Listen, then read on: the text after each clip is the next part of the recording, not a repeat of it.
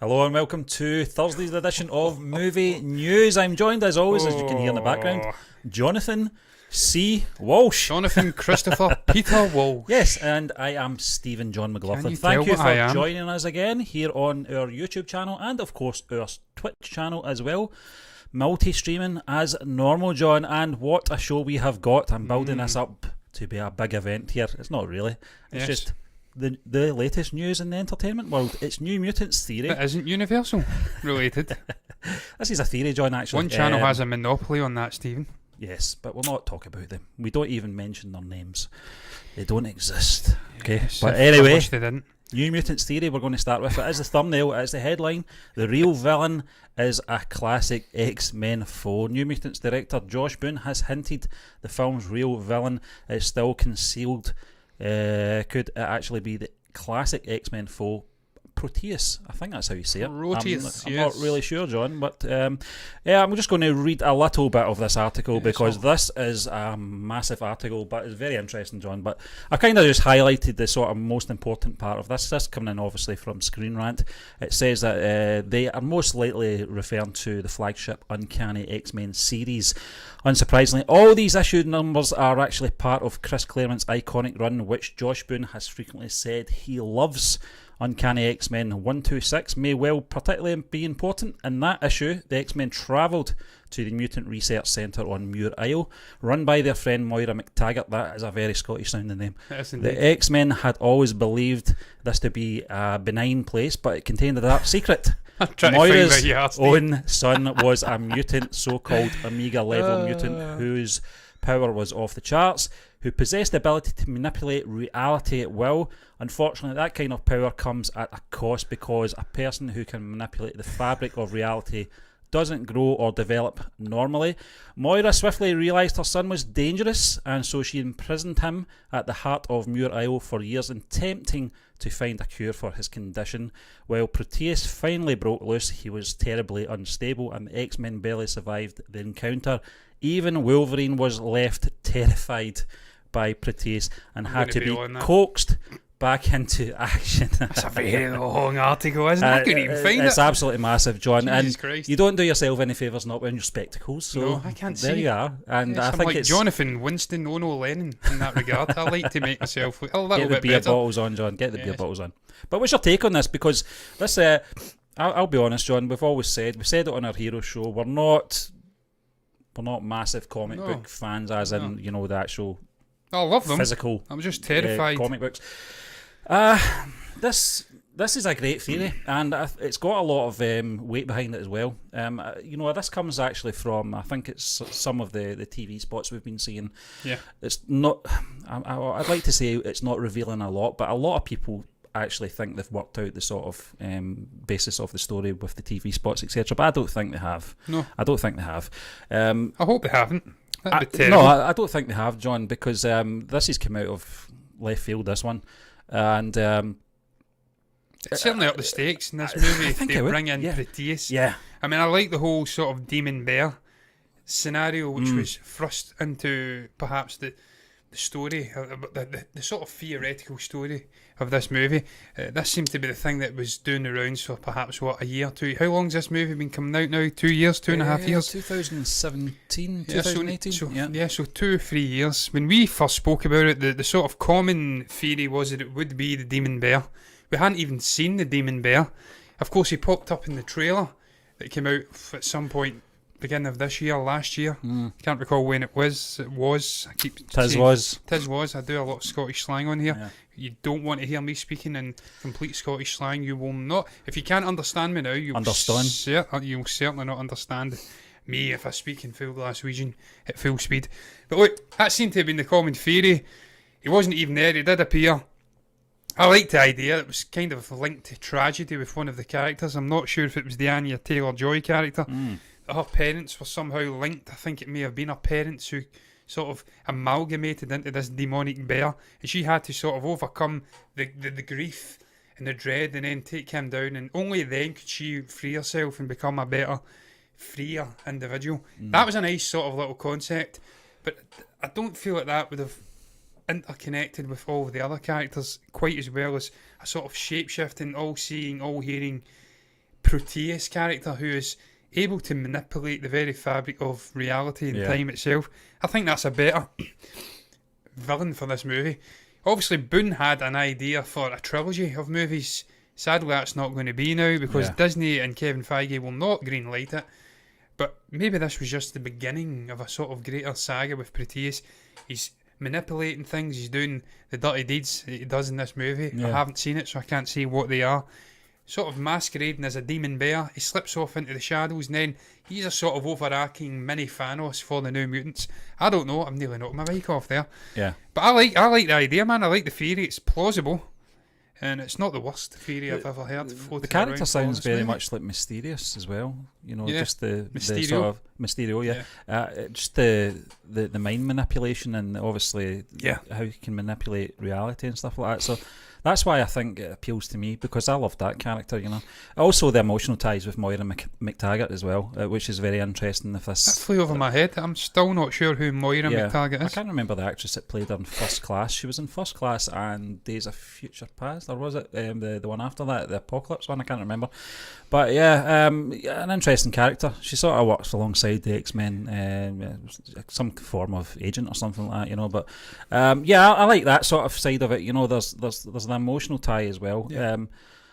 As long as it's done better than that sort of thing that happened in was it X-Men Last Stand, or was it the one with the crap version of Deadpool? I can't remember. It was one where it was someone's son, you know, and they was kept in sort of a high secure place. I think it was actually Wolverine. Was it Wolverine? I think it might have been, John. Somebody probably can correct me. I've only seen the one those with films. Live Schreiber. Yeah.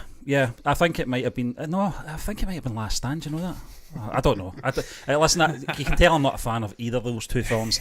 I've only watched them maybe once or twice. So, but it sounds similar. But if they can do something better emotionally, if this is the road they're going down, if this is what this article's suggesting, I'm on board for that. If that's going to be the sort of villain in the background, there's also something else that dropped as well, John. It was more of a little mini article. There is going to be reference to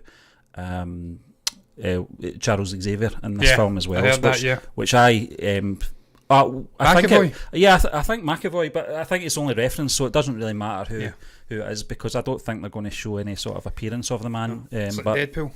Yeah, it's very much like that. The X-Men, but it's funny how when this film was first announced, there was talk that perhaps that sort of band of actors that were playing the younger versions may pop in and out of this film, but it doesn't look like the case, which is not a bad thing. Stephen, look, another thing I would say, I'm looking at the man's powers and abilities, and it does seem to marry with what we've seen in the trailer. Again, he warps reality, like he says, very much like Mysterio. Also, he was a charlatan, though. He was using technology to do it, drones and whatnot, manipulating.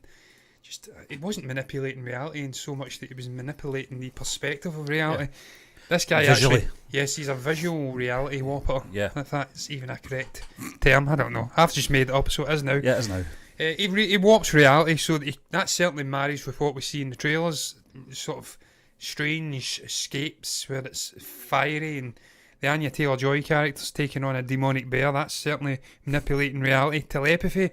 We've seen certain shots, promotional shots and scenes from the actual trailer where these characters have been sent through the emotional ringer. We don't know if they're actually being worked on in this sort of asylum, or whether it's perhaps the Proteus character getting into their heads and changing things, showing them their deepest, darkest fears, what's happened, and just using that against them. Physical possession, energised form, these all marry. It could absolutely be the case that he is indeed going to be the villain, because Boone says that the real villain has not yet been revealed. In any of the promotion of the movie, we have seen a demonic bear.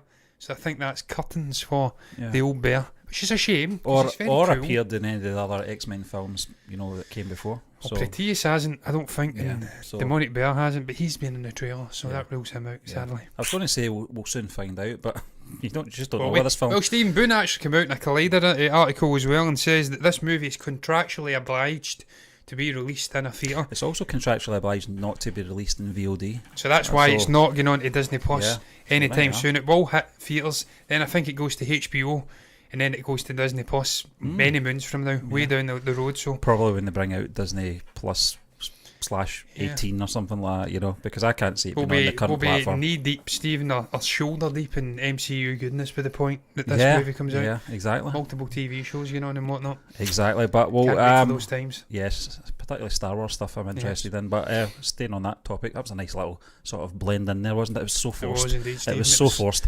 But I say it's slick. Solo movie director confirms no plans for a sequel to the Star Wars story. Solo, a Star Wars story director, Ron Howard, confirms there are currently no plans for a sequel to the prequel film he called an underground hit. I would probably call it an underground hit as well. I liked it, but yes. He was speaking with Radio Andy via Comic Book. The Oscar winner director was asked if there are any plans for a Solo sequel, something a pocket of Star Wars fans who enjoyed the film are hoping for. Howard didn't mince his words when answering, saying that nothing has been plotted for a potential follow-up. Well, there's no sequel plan now, and it's amazing to be part of a Star Wars movie that seems to be kind of underground hit, which is not what you'd expect, but that's been an odd, strange journey for that movie. Now, there's two things. It's either not going to happen or it is going to happen, and Ron Howard's not involved in it. No one's told him it's coming out. I'll be honest with you. I'm not really too fussed about another Solo film. I liked that one. You actually touched on it a few weeks ago in regards to the colourful characters that do appear in the film and the possibilities of spin-offs with them. Yeah. Kira being one with obviously Darth Maul would be very interesting. You've also got and Lando as well, which is kind of in the talks just now about a Disney Plus series, which I wouldn't mind that either. As long as Donald Glover is playing him, which I would probably expect he would. But what's your thoughts on this, John? I mean, Ron Howard's basically saying there's no plans, for it just now. So do you think there's a possibility there will be a Solo 2? No, not on theatrical release level. I don't think we'll get another movie, Stephen. I think they're done with the sort of standalone Star Wars story movies. They dipped their toes into it initially, as Alan Partridge likes to say in this time, until the onset of antibiotics. Initially, every time I say that word initially, I just think of Partridge now. I can't get it out of my head. They dipped their toes in, Stephen, initially. We'll get away from Partridge. It's not about Partridge, it's about Star Wars and Ron Howard and Solo. They were burnt. Their toes were horrifically burnt. They dipped it into an acid pool. Also, Solo was a flop, the first sort of Star Wars flop in the Disney era. They also went with Rogue One. It was okay. It grossed, I think, $1 billion or so. It was okay. It was okay. In comparison to a Force Awakens, The Force Awakens, which crossed over $2 billion, I think it was a bit of a flop. So they realised, look, the fans are not wanting this. They're wanting something original, or at least they are wanting a character that they actually enjoy, whose story they want to see, i.e. Obi-Wan, or maybe even Boba Fett. They don't want to see Han Solo's backstory.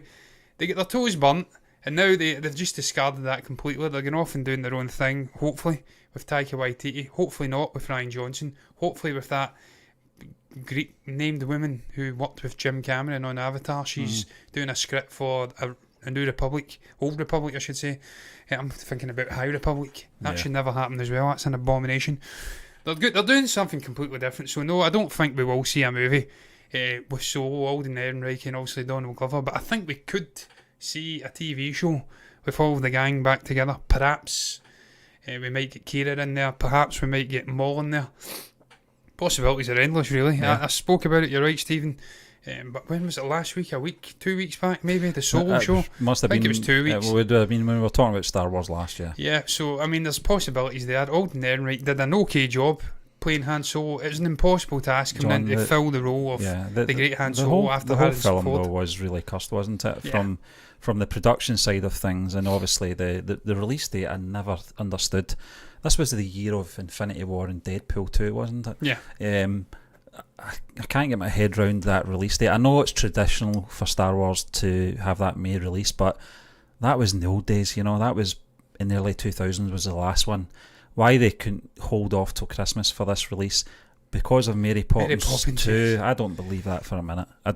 Mary Poppins 2 is a different audience to Star Wars. Completely. I would say so. Just everything about it, and I think a lot of people initially, when it was sort of bandied about, people were like, we don't really want a solo movie. We don't really need a solo movie. We like the fact that he's a mysterious character. We don't know his background. We don't know his history. We only know bits and pieces from what we see in the original trilogy with his dialogue to Chewie, his dialogue with Lando. I'm sure he's forgotten about that kind of stuff, you know. You lost her to me fair and square, that kind of thing. It was enough, you know. We didn't really have to know how he got his name Solo either, which I hated. I absolutely hated that scene. I liked the film.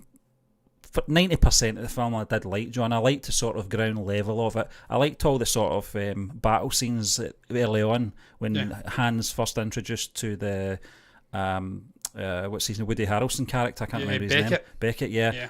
All that ground stuff on the in the trench and all that. How he met Chewbacca was that. I actually did like that. That should have been what the majority of the movie was like. Yeah, but there was just little bits like you've got to have a surname or something. I can't remember. I'm paraphrasing. I don't have a family. Well, I'll call you Solo. So an Imperial officer's named one of the main characters in Star Wars, a guy that fights against the Empire. It's naff, absolute naff. Stephen, you then have the sort of lead protagonistic female character being called Kira, which is that's a dog's name for me. That's not the name of a human. Terrible, man. I mean, we had some amazing original Star Wars names when George Lucas was in charge, and the best they can come up with is Kira. I thought both actors worked well though. You know, Alden Ehrenreich and Emilia Clarke. Yeah, I thought both of them were fine in the film. Emilia Clarke's she's a funny one with me because I've seen her in some stuff and she's really good, and I've seen her in other stuff and she's really poor. So she's just one of the sort of mixed bags for me. But Stephen, look, I mean, as the final thing I would say is I think it's definitely possible to take these characters and put them on Disney Plus in a TV show, many TV shows. Maybe do a sort of what they did on Netflix with Daredevil and Jessica Jones and Luke Cage and all of the other things. What was that other terrible one, Iron Fist or something? Yeah. Then bring them all together in a sort of conglomerate series, if that's even the correct word. A sort of Defenders, but meets Star Wars. Bring them all together and have the sort of backstory of the Crimson Tide and Darth Maul and Kira, the inner workings of all the nefarious stuff going on in the criminal underworld, Jabba the Hutt, all the other nefarious sort of bounty hunter figures, Boba Fett, Bosk, Dengar, IG-88, bring them all in. That could work in a TV show format. We could see a whole sort of universe spawned out on the Disney Plus side of things. I would enjoy that. TV, movies though, done. It shouldn't happen. I'm sad for Ron Howard because he's never really had a proper chance to direct a movie. He came into a Frankenstein's monster of a movie. It was a bastardised version of a movie because of Kathleen Kennedy's complete incompetence. She hires two guys she knows they have a unique comedic style, a unique way of doing things. We've had more hits and misses. Yeah, it's a very sort of fluid process they have to filmmaking. She knew what she was getting. And then 3 weeks or a month out from the movie finishing production, she cancels all of their work, tells them to sling their hook, and then brings in a completely different director. It's Ron Howard. He did an okay job. He semi-saved it. And now he's never going to have a chance to probably make his own unique Star Wars movie. I feel sad for him, but it's the correct decision. Yeah, it's a strange one because Ron Howard's always had a connection with Lucasfilm, you know, going years back. But I mean, I'm quite happy for television series for these characters, John. I'd like to see their stories continue in some form, and that's probably the best way to do it. You're not really going to get a theatrical release for Kira. I can't see one for she'll be part Lando of either. A greater criminal underworld TV show, not on her own. She's not got enough about her, that character. Not a chance. It's all about world building as well with the television series. You know, you got it with The Mandalorian. You really did get a feel for, you know, where he went, those locations he went for, you know. I didn't really like the format, or the timing of the format, I should say. It was too short for me. But I liked the locations he was going to and stuff. Like, kind of expands out your imagination with the Star Wars galaxy.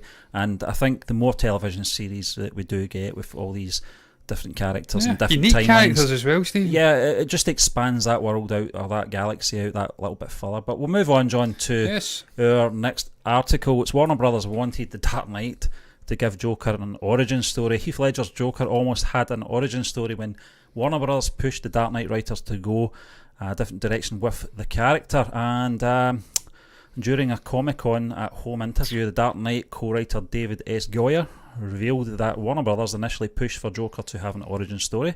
Goyer spoke about the elaborate villain origin stories usually seen in superhero movies and how they chose to go a different direction for the Joker.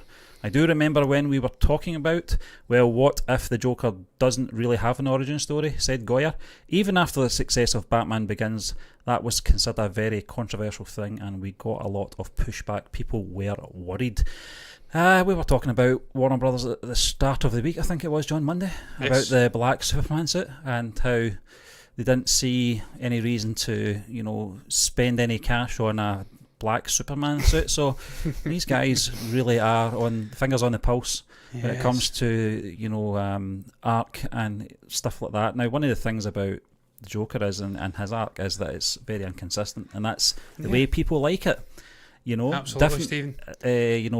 Iterations of the character, different versions of him being played on the big screen and in the DC animated stuff as well. Yeah. I've always gave him a different sort of backstory. Some Jack Napier, I think his name was. The Nicholson one. Yeah. Then you've got Arthur Fleck from the cinematic stuff, and then you've got the other stuff that's more traditional. That's from. It was a sort from the DC stuff, the animated stuff. David Goyer here saying that, well, we're not going to do that. We're going to just keep it very vague. That's what I loved about Heath Ledger's character. I liked the fact you don't know what to believe with him. He's got all these different variations on how he got his scars. That was a big part of the film for me. I think it was 2 scenes, wasn't it? Yeah. First it was his wife was in the scenario, and then I think it was his father was in the second one. Why are you so serious? So he cut a smile. So you have your origin story, which I thought was a terrible idea as well, because I think the pacing of this film, it wasn't the right pace of film to do an origin story and have some long and winded backstory of how the Joker became the Joker, etc. And it couldn't really work anyway with the ending of Batman Begins. He was already established in the world of Gotham at this point. Yeah. Gordon had already got the Joker's attention. He got Joker's, but I think they did it the right way. I prefer not to know too much about the character in that variation. I liked what Jack Nicholson did in Batman '89. I liked where his character. There was a lot of it was a more insane. There was a lot of controversy. There was a lot of controversy about how he became the Joker in that film. But I think we've came now 30 years on, 35 years on, or whatever. It's became a thing where we just accept that directors and writers are going to have their own version. Yeah. They're either going to take it from, the comic book content, the content, or they're going to just go off and do something different. That's what I liked about, Joker from last year as well. I liked the fact that he did have a real name, and you can only do the character so many times the one way before it becomes boring. So I totally agree with the writer here, or the co-writer here. I liked what Heath Ledger did with the character. I liked what the writers did with the character as well, and it worked for the film as well. You've got to remember the tone of that film, the pacing of that film as well. There wasn't any time to start spending too much time on an origins. We already did that in Batman Begins with Bruce Wayne. We didn't really have to do it with the villain of the movie. Absolutely, Stephen. Look, I agree. There's no need to ever go into the sort of origins of the Joker. He's like what we were saying with obviously Han Solo and a Star Wars story. I don't feel it's necessary. You lose something when you take away that mysteriousness. I enjoy the mysteriousness of the character. He's a sort of criminal mastermind, a puppet master, if you like. And when you start delving into characters' backgrounds, you lose that mysterious edge off of them. It humanises them in a sense. Obviously, the Arthur Fleck, Joaquin Phoenix, Todd Phillips thing, that was different. That was a sort of standalone, gritty, almost Scorsese-esque telling of the story. That story had to be told that way because it was a deterioration of a man's mental health, so it was important to find out where the character started. So although it's not a traditional origin story, Yeah. because you're only really getting to see him maybe for a week in that film. I don't actually know what the time span was in that film, It's but not. I don't. Yeah. maybe it's not even as long as that. But a few days. you're not getting to see him growing up and all that. Carry on. You're getting to see little bits and stuff like that. Again, it's just the degradation of his mental health. So it was important to humanise him at the very beginning of the film. Yeah. So you can understand why they did that with Joaquin Phoenix's version. Absolutely, Stephen. Look, it was different. It was rooted in realism. That movie. That was a sort of a social. There's always a name for it. I can never get the name. It's a sort of social experiment. Not experiment, but they're obviously looking at how society. That's a classic meme for this movie. How it can shape individuals. How they can go from being sort of fairly normal, hard-working people into being browbeaten into monsters. Monsters aren't buffed, they're created by the society around them. That movie did that so well. That was a unique sort of experience. I wouldn't want to see them going down that route with every single iteration of Joker. We didn't have it with Jack Napier. In a sense we did, because he killed obviously the Waynes. Killed the Waynes. Yeah, obviously Bruce Wayne. That's a Scottish term for children. Killed the Waynes, yeah. He's killed the Waynes. He's killed the Waynes. He's turned the Waynes against us. Obviously Bruce Wayne discovers this. They have the little thing. He falls into the vat. He goes insane. That's a sort of minor origin story. But you did not need that for Heath Ledger in The Dark Knight. Again, rooted in realism, this. We don't need to go down sort of elaborate origin stories. He was just a psychopathic, sociopathic guy. He was ahead of the curve, he said. He wasn't. He just came in. He liked chaos for the sake of chaos. He was making up his story as he went along, depending on who he was speaking to. He had a sort of an audience when he was speaking to Rachel. And he made up a new story, and then he made up a different one when it was with obviously the Michael J. White, was it, character? Yeah. His goons. I loved that about it. I loved that sort of insanity of the character, that he was just changed. He didn't even know what his origins was. No. And to go and make a standalone movie, it would have cheapened it. And it just, I don't think you would have captured that performance in another movie. That Heath Ledger performance. It was so special because it was a standalone sort of experience, The Dark Knight. I don't even think he would have brought it there again in The Dark Knight. Maybe I'm doing Heath Ledger and a sort of injustice. Maybe he would have brought that performance at A level again in The Dark Knight Rises, and a sort of cameo standalone. I keep saying standalone. A cameo, I don't know, side player role, because he was never going to be the main villain again in a second movie. But I just feel like it was lightning in a bottle. He deserved his posthumous Oscar win. It would never have ever have worked again in a standalone movie, or origins movie, whatever you want to call it. Goya made the right decision. And obviously, I presume Chris Nolan had a say as well, in overruling Warner Brothers. As she says, terrible at making decisions, this company, for the better part of 10 years. I mean, they refused, obviously, Zack Snyder for the black suit. And then they were trying to make Origins Joker movies. They don't know what they're doing, man. And they then need someone to get a hold of it. You know, the cutting down of, the Joker and the Suicide Squad as well. Yeah. So it's, I mean, they don't know what the fans want, essentially. No, that's, I think they're trying to. And that's what makes Feige so good. Well, that's exactly it. He knows his audience. So, but it's just one of those things. I'm glad it turned out the way it did. So, yes. We'll just. Glad you're dead. Talking about Joker. I love that. Absolutely, I love that scene. Brilliant. Oh dear, I must watch that again. We're just going to finish off the show, John. I've got it in my head now. This burnt corpse smoking away there. Anyway, first Dune movie trailer releasing in August. John, we've got two trailers we're going to talk about first. After several months of waiting, the first trailer of Denis Villeneuve's Dune, yes. Dune will arrive in August with Warner Brothers again, re-release of Inception. So I was going to go and see Inception anyway if it was going to come out in the cinema again, but this gives me more reason to get the first Stephen, glimpse. Hate to interrupt you, but we are getting Donnie Darko in Showcase on the 3rd of next month in Paisley. They're releasing Donnie Darko. We're of course Shock Horror reviewing this tomorrow. Yeah. So I presume we're going to get a whole array of classic movies coming out. So there you go. In Paisley, yeah. In Paisley. I'm not going to Paisley. The high life. Paisley. Woo! Listen, I love Donnie Darko. We'll talk about that tomorrow. It's one of my favourite. I don't know why it says that, but it just came up. But no, it's just one of those things, John. Just like we're talking about Inception. A 10-year-old film coming back into the cinemas, and people looking forward to seeing it in the cinemas. I missed this film. I can't remember seeing this in the cinema. No, I didn't. Which I totally regret after getting it in Blu-ray, just for the visuals. I went, why did I miss this? I don't understand. But yeah, they're going to play the trailer obviously in front of Inception. First trailer as well. All we've had so far is some stills, haven't we? Oscar Isaac, etc. Yeah, Oscar Isaac, obviously Timothy Chalamet, and some beautiful shots of the desert that's on what's that planet called again? Yeah, I can't recall what that planet's called. I started reading the book. I get really bored with it really quickly, I have to admit. It's horribly written for me.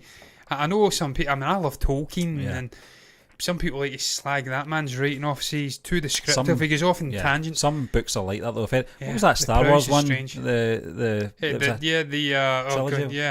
can't remember the writer. It was set after the Aftermath trilogy. Chuck Wendig. Yeah, I found the first one very hard to read. You went on to follow the other two up, didn't you? You said there were actually improvements. There were slight improvements, but some books are just terribly written. Yeah. Frank Herbert, what are you doing, mate? How did that become a success? I couldn't make it. Herbert, People are saying you have to read the actual content, the end of the book, all the information it provides before getting into the story. I ain't got time for that. Read the back of the Just book before make you start. An enjoyable, exciting experience. There must be something there, because they've attracted Denis Villeneuve and they attracted David Ayer, I think, before, to do a sort of TV show. So there must be something about the story. Hopefully the movie will be better than the book. I digress. The other trailer, obviously, you can see on the graphic, is new Wonder Woman 1984 trailer coming in August. New Wonder Woman 1984 trailer will reportedly debut in August, being attached to the screen of the Inception 10th anniversary re-release. Wow. I don't think Inception needs these trailers to draw a crowd, but it's a bonus for fans of Inception, isn't it? And fans of obviously Dune and Wonder Woman as well. But I'm looking forward to this as well, John. Again, it's Wonder Woman. It's Are we allowed to call a woman now? I don't know. A woman. Yeah. But I think this is very much like New Mutants to me. The promotion of this film has been on so long. That first shot, that colourful postcard thing we got. That's incredible. It was 2 years ago or something like that. Maybe not as long as that. Patty Jenkins. It does feel as long as that, Patty Jenkins has got to be absolutely furious, Stephen, with Warner Brothers again. She had this movie in the can like 2 years ago. Yeah. She was happy to release it last year at some point. It got delayed. Coronavirus hit. It's been delayed again. It's been delayed again. It could have been out. It could have earned the money. Yeah. It could have had critical applause. And look, it may even have been up for an Oscar, because the way the Oscars are going this year, if they don't get cancelled, there's not going to be a great deal of choice for movies to sort of pick out of. If they're not going on to streaming services, how are they going to be eligible for Oscars? These big sort of hitting movies, the likes of Dune and Tenet and all of these other big No Time to Die. We could have been in a situation where Patty Jenkins could have won Best Director. Wonder Woman 1984, or Woman, if you're from here, could have won Best Picture. There's not a great deal of choice of eligible movies for the Oscars, so they've missed a real trick here. Warner Brothers, and not listening to Patty Jenkins and getting that movie out. But look, I'm excited to see the trailer. I loved the first trailer, where we've seen the sort of fabulous gold suit of hers. She's chaining that whip to lightning strikes, and we see Steve back again. Steve, he comes back. It's zany, it feels authentic to the decade. I'm excited for this movie. I'm looking forward to seeing another trailer. Also very, very excited to see what Denis Villeneuve brings to changing the pronunciation of that man's surname every time I say it. Villeneuve. I'm just going to go from Jacques Villeneuve. I think it was Jacques Villeneuve, wasn't it? The F1 driver. I'll take it from that. I'm excited to see what this man's brought with this star-studded Dune movie as well. The first shots of this are truly going to be epic. We have to react to it, Stephen. Maybe I'll dive back into Frank Herbert's book and I'll arm myself with all the knowledge in the world that one could need for Dune. I'm excited for both the trailers. Yeah, I'm looking forward to it. Yes. August is going to be a big month, John. It's going to be a big month for a whole array of different reasons, Stephen. Could be the end of cinema, as we know. If none of these movies end up hitting, they're supposed to be hitting, the likes of Tenet and whatnot. We're seeing more and more areas being locked down in Northern England at the moment. We might not be going to see any movies next month, Stephen. And if we don't, it's going to start telling on the likes of Cineworld and obviously Odeon and View, Cinemark, Regal, AMC over in the States. They're making huge losses. We've always got Donnie Darko, John. We've got Donnie Darko, yes, it's coming out in Paisley in the Showcase. No, I didn't say Showcase there. The closest Showcase cinema to us, Stephen, is in, well, out in Bargeddie over here. It's an absolute time warp of a theatre, that. You get back and it's like stepping back into the 80s. Maybe we should go and watch Wonder Woman 1984 there. John, so that's probably where the Paisley bit comes into it. Yeah, well, I'm not going there, Stephen, not a chance. But look, Linwood, guys, no more. Yes. What do you guys make about the topics we spoke about? What is your thoughts on this New Mutants theory that Proteus, yes, could be the main villain in New Mutants, not a demonic bear after all? What's your thoughts on Ron Howard confirming there will be no plans for a Star Wars story sequel? Do you think that's something that could maybe transition over to Disney Plus and be a success, an expanded universe, the continuing adventures of Kira and Darth Maul and co? What do you make about Warner Brothers trying to push for a Heath Ledger Origins Joker movie? Was David S. Goyer right to kibosh it, whatever the word is? Finally, what are you excited for the Dune and Wonder Woman 1984 trailers that are set to hit very shortly next month? Only a day away. If you've got anything to say about any of the topics we spoke about, you can comment below and let us know what your thoughts are down below in the comment section. And also like the video if you've enjoyed it, and you can subscribe to the channel if you want to see more content like this. You'll see us discussing movie news Monday through Thursday, and you'll be back here tomorrow if you subscribe, hopefully, to watch us discussing and reviewing the great Donnie Darko. If you do, we'll see you then, guys. Bye bye.